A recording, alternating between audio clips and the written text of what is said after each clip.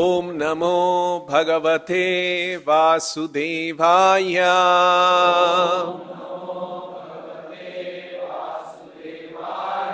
Reading from Srimad-Bhagavatam, Canto 5, Chapter 4, Text number 16. Yadyapi svaviditam sakala dharmam brahmam guhyam brahmanair darshita margena samadhibhir upayaihi janatam anushashasa.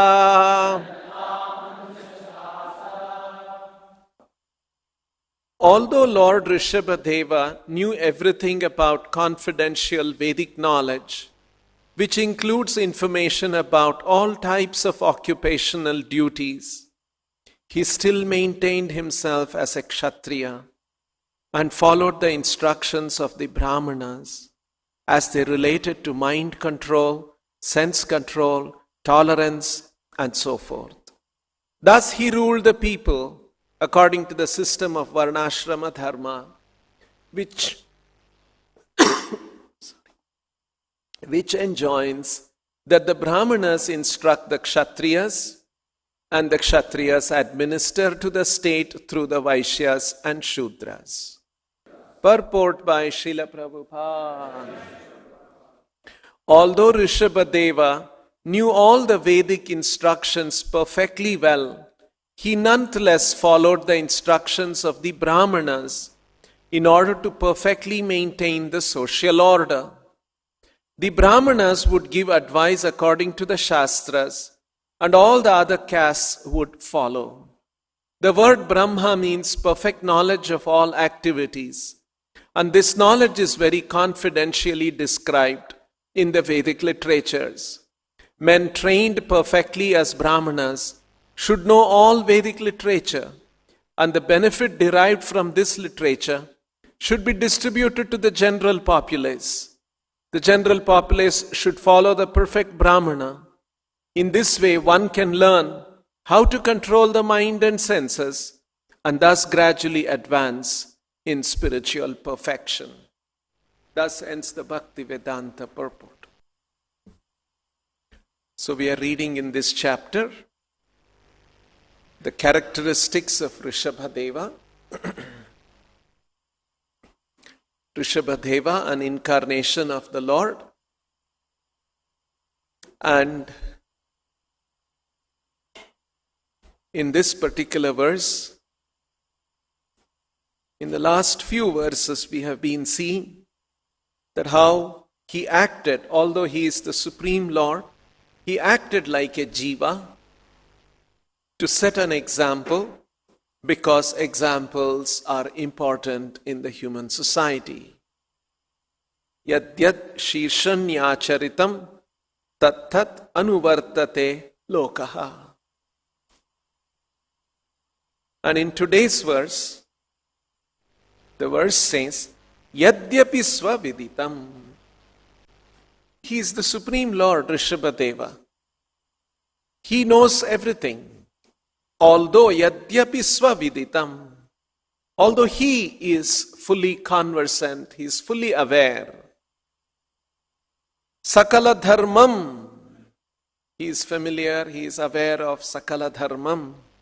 Brahmam guhyam, Brahmam guhyam, Brahma. Brahma, the word Brahma has many meanings. One of the meanings is Vedic instruction, Vedic literatures.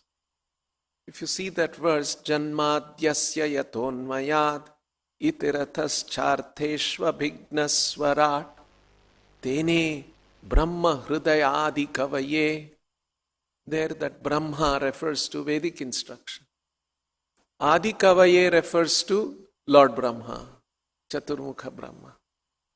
So tene Brahma adi kavaye muhyanti. Tene Brahma hridayadi kavaye. That Brahma, spiritual instruction, was imparted into the heart of Adi Kavi. Adi Kavi here refers to Lord Brahma. So in Vedic literatures, the words and the meanings, you have to see the context. We have to take the help of the Acharya's explanations. Otherwise, we may not understand.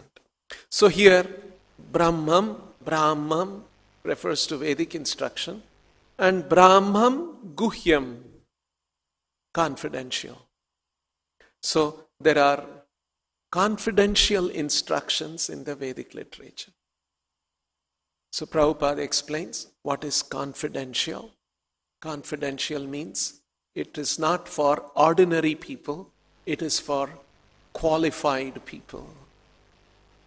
Prabhupada gives the example, in a bank, so many confidential things will be happening in a bank.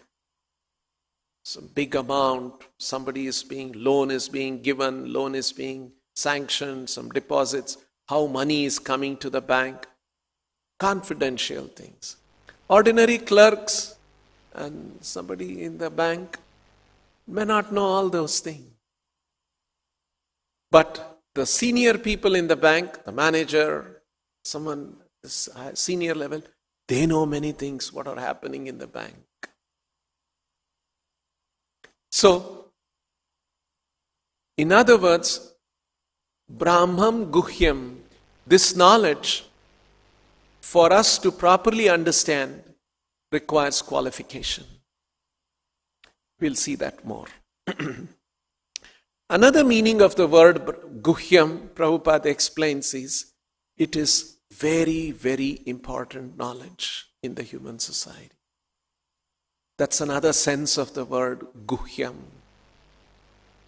Something very important in the human society. And so Vedic knowledge, Brahmam Guhyam, Sakala Dharmam Brahmam Guhyam. And the dharma here, dharma also has many meanings. Here it means occupational duties. The duties of Brahmanas, Kshatriyas, Vaishyas, Shudras. That's one meaning of the word dharma, occupational duties. Another meaning of the word dharma is principles of religion. Dharmam tu sakshat bhagavat pranitam. Principles of religion are given by Bhagavan himself. The third meaning of the word the third meaning of the word dharma is inherent quality. What is the dharma of fire? To have heat and light. What is the dharma of water? To be liquid. So swadharma in the sense of swarupa, or a characteristic, its natural attribute. Now actually the three meanings, dharma as occupational duty, dharma as principles of religion, and dharma as something's inherent quality. All these three meanings of the word dharma converge in Krishna consciousness. The duties of the different varnas and ashramas in the society are arranged according to the principles of religion in order to realize the living entity's true nature, which is to be a lover of Krishna. And hence, when the three things are not aligned, if occupational duties don't lead to love of Krishna, because that's the swadharma of the living entity. And that is the highest principle of religion. If occupational duties don't lead to that, then it is called shrama eva hi kevalam, waste of time. All the occupational duties that somebody performed is a waste of time. So we see the three connotations of, broadly, maybe there are few more connotations of the word dharma, but all of them converge in the understanding of Krishna consciousness. So here Sakala Dharmam, Brahmam Guhyam. Sakala Dharmam, all the duties of the Varnas and Ashramas. Swaviditam, he knew. Rishabhadeva, he is Supreme Lord. He is fully omniscient, fully conscious. So he knows everything. Yadyapi, although he knew everything, Brahmanair darshita margena, he took the instructions of the Brahmanas. Brahmana darshita margena, the path showed by the Brahmanas, samadhibhir upayaihi. And the path that the Brahmana darshita margena is samadhibhir upayaihi. By means of, there is a certain upaya, means a method, samadhibhir upayaihi, which includes control of sense, control of mind, tolerance, certain austerities in one's life. Such a path, Janatam Anushashasa. He ruled the people. He was a king. Although he is the Supreme Lord, he is playing the role of a king. And so he was Janatam Anushashasa.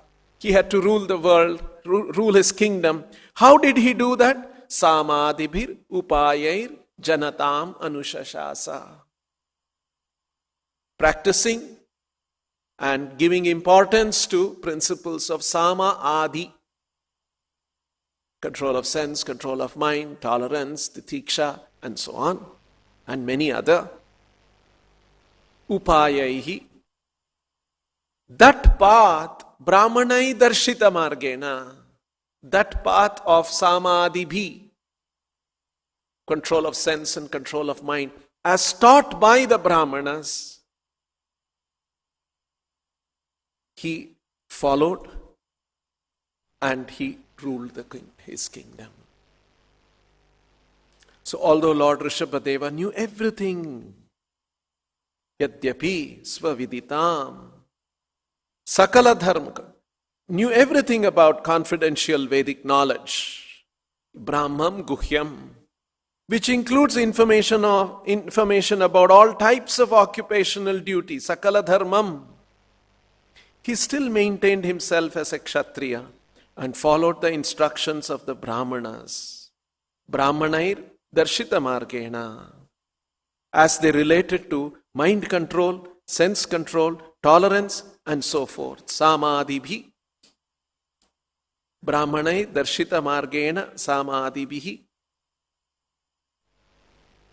Thus he ruled the people, Janatam Anushashasa, according to the system of Varnashrama, which enjoins that the Brahmanas instruct the Kshatriyas, and the Kshatriyas administer to the state through the Vaishyas and Shudras.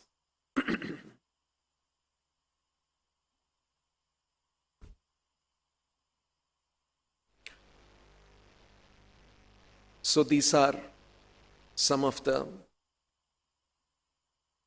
important chapters, instructions in the Bhagavatam.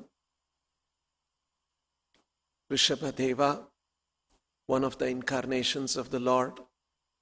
These are all the subject matter that the sages of Naimisharanya had brought up. One of the questions they asked was, they wanted to know about the incarnations of the Lord and the activities in those various incarnations. But they also wanted to know the highest benefit for human society. They also wanted to know, in Kali Yuga, where has the principles of dharma gone?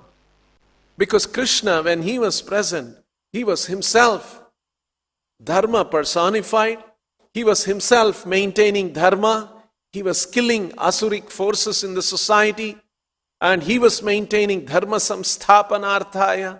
He had appeared for the sake of establishing dharma. And when he returned, and Kali Yuga began, what is the hope for dharma? So these were all the questions that the sages of Naimisharanya had asked, and we find in different chapters, in different cantos of the Bhagavatam, all the answers for all these questions being touched upon. And here we see that one of the incarnations of the Lord, and how that incarnation of the Lord performed his activities, and for what purpose. And these are some of the things that are being presented here.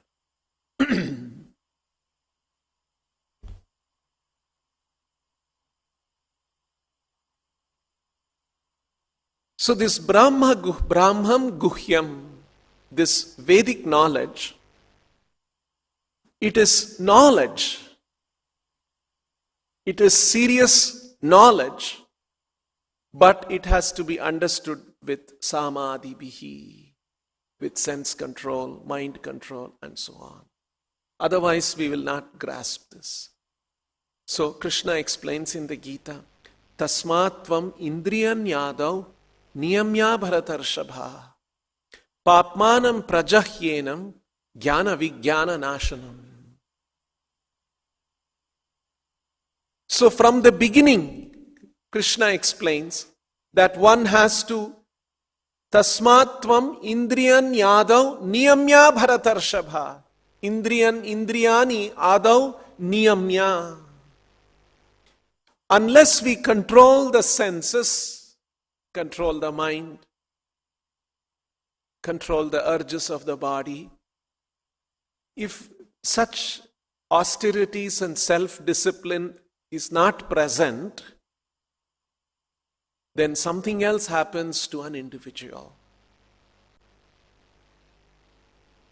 If we give way, if we just respond to the various vasanas are material tendencies, or give expression to the Vegas are forces in the body, then we will be leading a life like an animal. So Vedic instruction is to control the senses, control the mind, and yogam atma vishuddhaye. The purpose of yoga is for self-purification. So all of these instructions, if an activity of self-purification is carried out in one's life, then another kind of a knowledge and awakening comes about. And if one does not do that, there is something else that develops. That's called the kama. And that destroys jnana vijnana nashanam. So, in the Vedic culture, from the beginning of life, these principles of self-control, sense control, mind control, these things are taught and are trained so that it leads to another kind of an awakening of knowledge.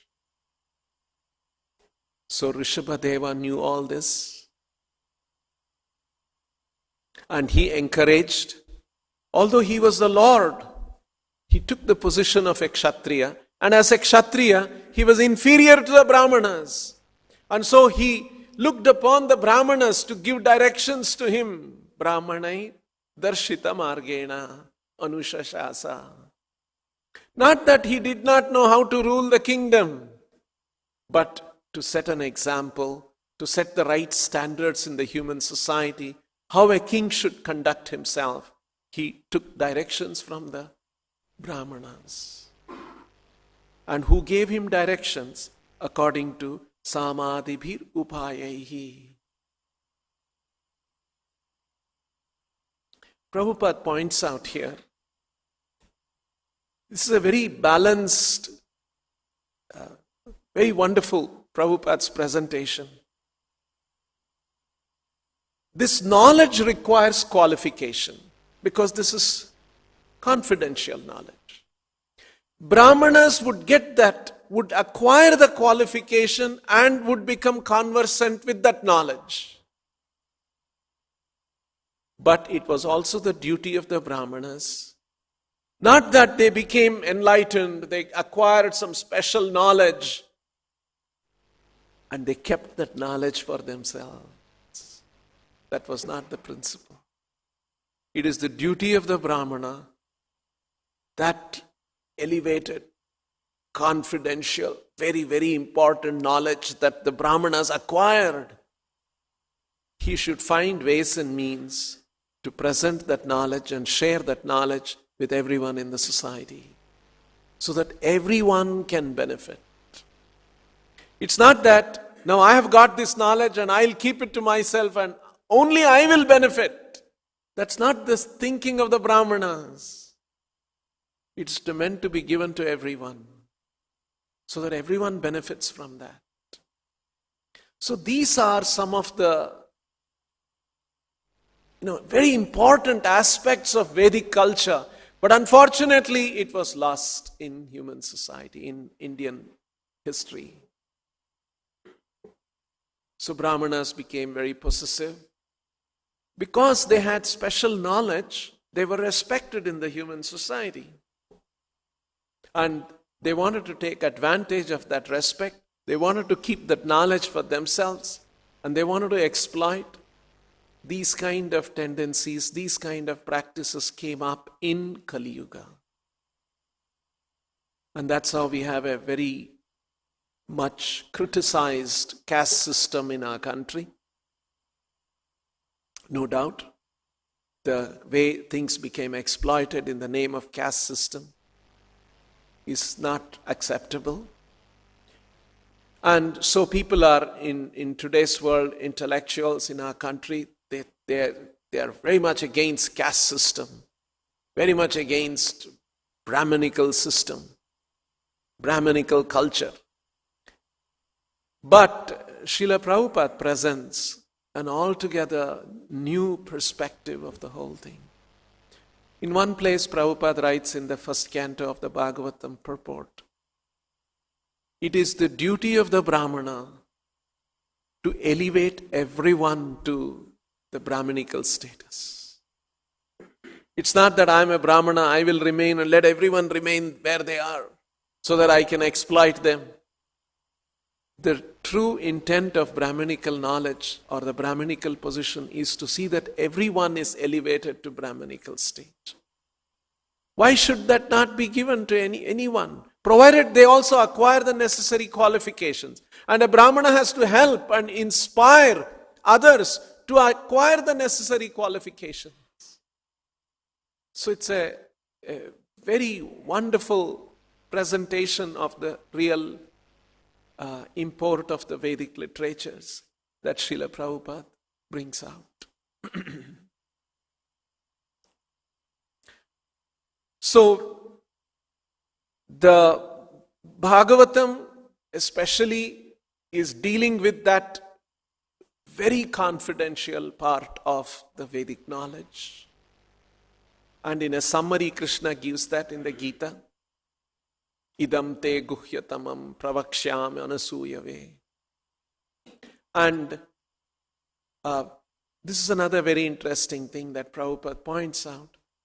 Idam tu te guhyatamam pravakshyam anasuyave. Pravakshyami anasuyave.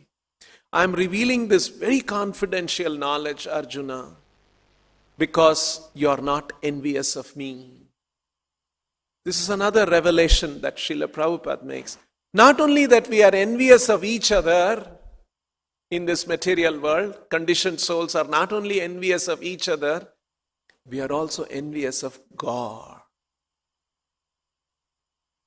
This is a very startling revelation. We not only envy each other, in fact, we envy each other. Our envy towards each other in the society is actually coming from the original envy that conditioned souls have for God. How is it? God's position is that He is the supreme controller. He is the supreme proprietor. He's the supreme enjoyer, and we try to take that position in this world. This is the deepest contamination of the living entity, and one has to become freed from that in order to fully benefit and understand and appreciate and benefit from this confidential knowledge. When Prabhupada is explaining this, Prabhupada uses one word. Only one place Prabhupada used this word. Krishna is saying, I am explaining this confidential knowledge to you, Arjuna, because you do not cavil. Prabhupada uses the word cavil. Cavil means to, in the book Rajavidya, that word is used in the first chapter. Cavil means one who does not unnecessarily raise frivolous objections. Arjuna is ready to accept Krishna's instruction. When Krishna says, I am the Supreme Lord, I am the Supreme Controller, there is no truth higher than me, Arjuna is ready to accept that. If one is not ready to accept that, then that is due to an asuya, because of envy of the Lord. So Krishna is saying, Arjuna, because you are not envious of me, you are ready to accept what I say about myself. Sarvam etad ritham manye yenmam vadasi Keshava. This was the position of Arjuna. Arjuna expresses that. Krishna, whatever you say, I will accept. So these are some of the important instructions. This is how Arjuna's disposition was towards Krishna. If we don't have that disposition that Arjuna had towards Krishna, we will miss this knowledge. That's why Prabhupada gives the example of so many scholars who read Gita in our country, Indians, coming in Brahminical families, scholarly, Sanskrit scholar, they read Gita, they missed out. The classic example Prabhupada gave was Dr. Radhakrishnan. He was a scholar, very well cultured, but that ready to take Krishna's instruction as it is, that willingness was not there. So when Krishna said, surrender unto me, they found some other explanation. Surrender unto me does not mean surrender to Krishna. You have to surrender to another principle which is within Krishna or beyond Krishna. But Krishna has said there is no principle higher than me. There is nothing that is beyond me. You see? So how Srila Prabhupada puts us through his instructions and through the practices that Prabhupada recommended, he puts us in the right situation so that we develop the right understanding to appreciate this knowledge. It's very confidential, requires very high qualifications. But Srila Prabhupada, because that was the spirit of Chaitanya Mahaprabhu, that this knowledge should be given to everyone. And that's how Srila Prabhupada went around the world. Presented this knowledge in all of its aspects, with reason, logic, with philosophy, and authoritative literature, and presented this process so that the most unqualified people also, if we are sincere, if we carefully practice this, we can make spiritual advancement.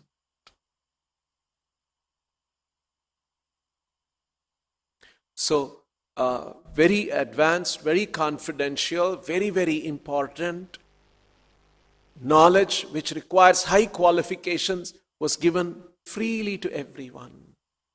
There is one interesting example to give an idea of how the kind of people Prabhupada was actually dealing with. This is the story about one devotee, this example shows, this is not to criticize a certain devotee, but to point out and to learn a few things. How Srila Prabhupada was dealing with what kind of people in the world, in ISKCON, when he was establishing Krishna consciousness. On the one hand, we see Brahmam Guhyam. This is very elevated knowledge. It requires high qualification. And to what kind of people Prabhupada was giving this? So this is the story about the temple president in San Francisco in 1970s. An American. Of course, although this example shows certain things, he was actually a very good devotee. Even till 1977, we hear Prabhupada, him talking with Prabhupada, and Prabhupada is very appreciative. But certain things that happened. I'll read this part.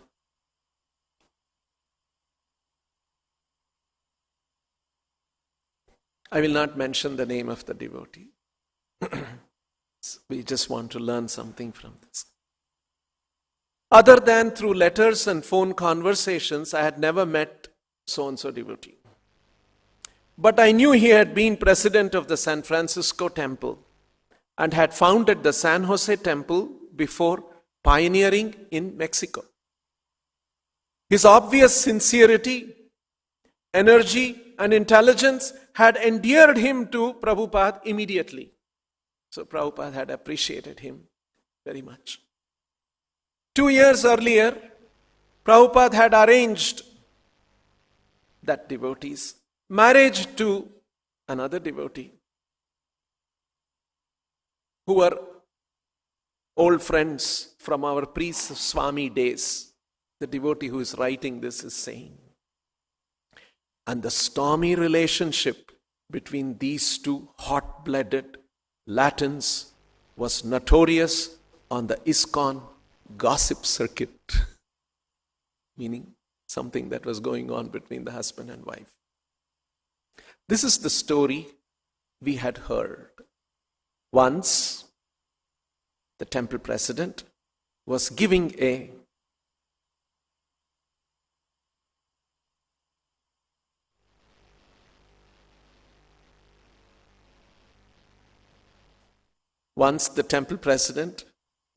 Srimad-Bhagavatam class at the San Francisco temple. You see, 1970, very early. Young devotees. And he was a temple president. So he was giving Bhagavatam class. He was married. So, but in the class, somehow, according to this writer, he was giving Srimad-Bhagavatam class at the San Francisco temple, pitching his remarks, especially to a good-looking young brahmacharini. His wife came in, loudly accused her husband of lusty thoughts, ripped off his dhoti in front of the startled devotees, and stomped from the room. The temple president chased after her without his dhoti and grabbed her and threw her through a wall. She picked herself up, covered in white plaster dust, and ran into the kitchen, where she snatched a butcher knife. He grabbed a broom. Their sword fight down the hall became the stuff of legend. Eventually, they had 4 children together. So the point is, see the kind of things that were happening in the temples, among the temple with the temple president himself. They were very new. They were unfamiliar. Husband, wife, hot-blooded.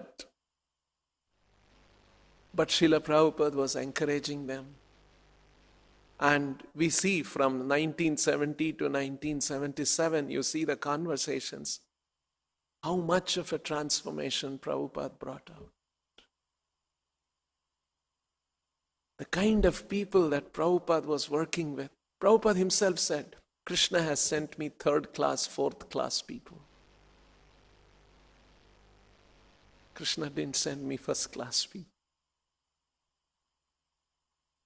But this is the spiritual potency of Srila Prabhupada and the message that he brought. He was able to transform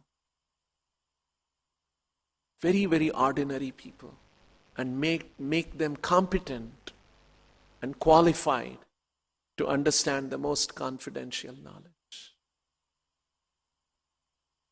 This is to be appreciated. So, this is very special, Bhagavatam knowledge, the process of Krishna consciousness. And Prabhupada says, we have been reading in the morning, in some of the quotes, if we chant Hare Krishna, if we chant with attention, if we chant with priti, Prabhupada says, with feeling, with devotion, with love, we can talk to Krishna. See the confidence see the assurance that Prabhupada's giving. We can talk to Krishna. Krishna will talk to you. Just see from a philosophical point of view. Krishna is all powerful. He is all loving. We are in this material, in this world, we are suffering. Will Krishna not be interested to talk to us and save us? He is. But we have decided to close our ears and turn away from Him.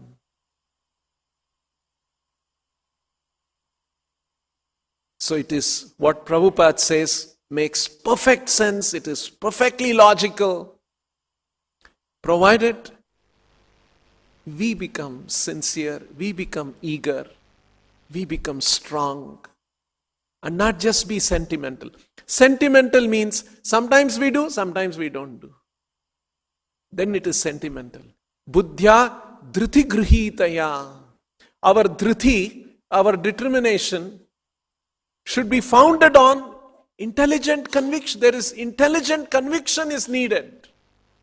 We must intelligently understand and form our conviction that this is what I must be doing in life.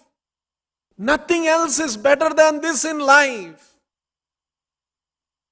That conviction, with that conviction, if we practice, all those advantages that Prabhupada is promising will become a reality. We'll stop here. Grantaraj Srimad-Bhagavatam ki, Srila Prabhupada ki jai.